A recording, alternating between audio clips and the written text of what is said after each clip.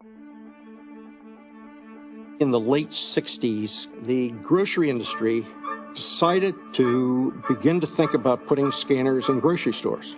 The task was fairly daunting. First, it was to pick a symbology. Some of the symbologies were round circles. Some of the symbologies were half of a round circle. And one of the symbologies was a linear barcode submitted by IBM. All interested parties who would propose the symbol were invited to come and make a presentation to the committee in private for about 20 minutes. Toward the end of these, it was IBM's turn. The door opened, and if I recall right, 3 people came in. One was a very unique IBM individual. He didn't look to me like the kind of IBM people that I had been associated with. If I recall right, his suit may have been brown, but he did one of the most incredible jobs you will have ever seen. He had his mind around economics. He had his mind around the symbology. And then he did something very unique.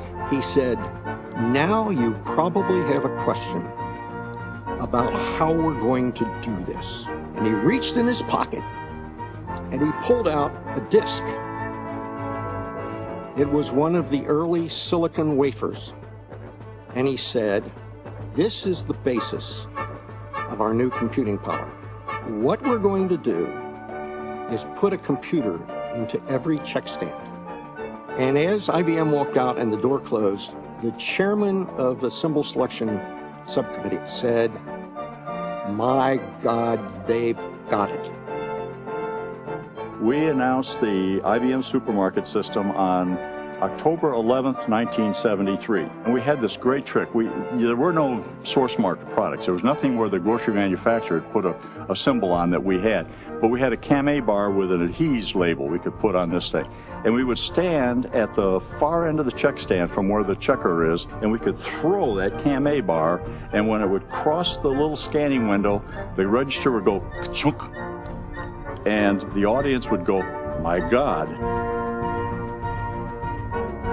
And now barcodes are everywhere.